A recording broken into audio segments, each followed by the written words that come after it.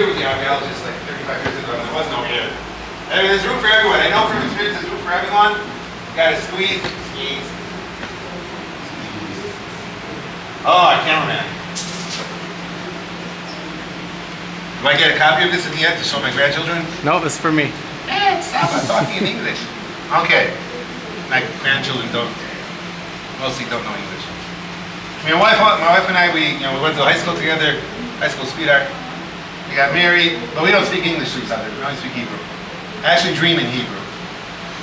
If I'm really in a rush, then I will do mathematics quickly in English. But sometimes I will try to figure out how hot it is by translating it into Fahrenheit. Just to say, wow, this is really hot. Okay, if we were here during the time of the temple, okay, do you feel crowded here? Yes. Well, this is nothing. Because if we were here during the time of the temple, especially during the holidays, when there could be like 1 million people in Jerusalem, so it's really, really crowded. Anytime you went up to the Temple Mount with your family, right, and your kids, and you're holding on to everyone, it's really crowded. Now, have you ever been in a crowd and people push you? Inadvertently, but isn't that annoying, right? So you've come during the festival to this, and a happy time with your family to this awesome, holy place, but you're always being pushed around. So how do you keep your peace of mind, right? How do you keep your peace of mind? I think the key to the answer is that you have to really, really love people. And if you love people, you don't mind being in a whole big group of people, right? But if you don't love people, then I would suspect you don't love God either, who created all these people. And if you don't love God, you don't love people. Sadly, you may not love yourself either. And then you have what you Americans call issues to deal with before you go on a pilgrimage, right? But if you do love God, you have to love all people. Now, thank God you don't have to agree with them.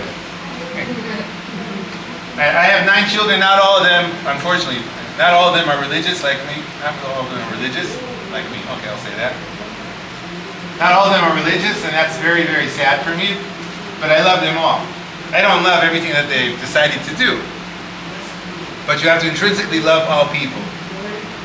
You don't have to agree with them. Okay? And if you do love God, and you do love people, and you probably do love yourself, and you are going to try to realize that potential that you have in you to make the world a better place. Then you're ready to move on to the next stop, the next step. So go to a pilgrimage. So that's why I like to crowd people here. If we were here during the time, wait, don't listen to him, listen to me. He'll wait. Never listen to him, always listen to me until I give you back. So if we were here 2,000 years ago, we would have walked up steps to this platform. Ignore this wall. You see this wall that Crusaders built that 900 years ago? Ignore that. There's a gateway here that would lead us to the Temple Mount. From here to the rock that is under the dome of the rock, which is where the Holy of Holies was situated. From here to there, it's less than 100 yards away.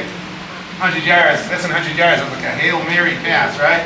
So we're really close to where the temple was and to where the Holy of Holies was. And that's why there's a synagogue that was built here, right above us, because it's as close as you can get to where the temple was without going up to the Temple Mount, which is a challenge in Jewish law. Okay, continue on until we get to a high roof. I see it.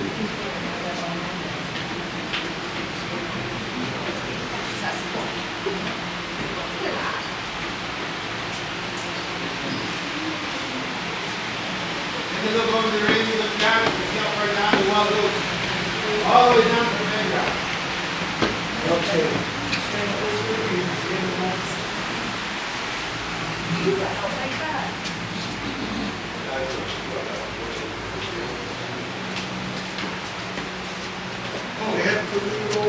come forward, you look over the railing, look down, you see how far down the wall goes, all the way down to the bedrock. The walls of the Temple Mount,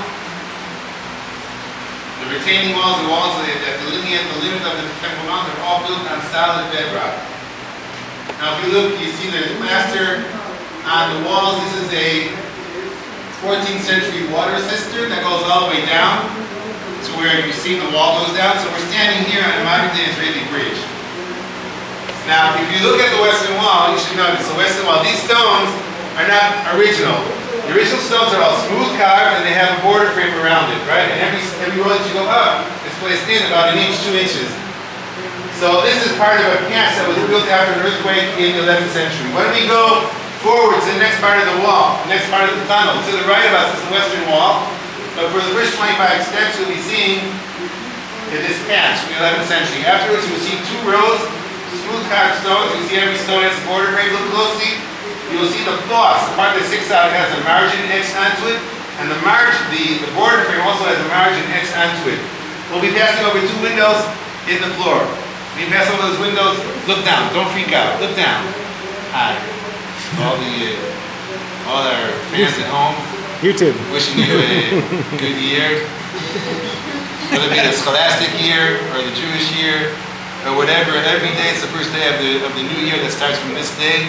Today is the first day of your life, right? Of course, today is the tomorrow that you worried about yesterday. You see, it ain't so bad, right? So don't worry about tomorrow. Just build a better tomorrow, okay? Coming back to the fans here in the studio, right?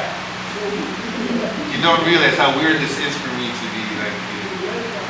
Okay, going on.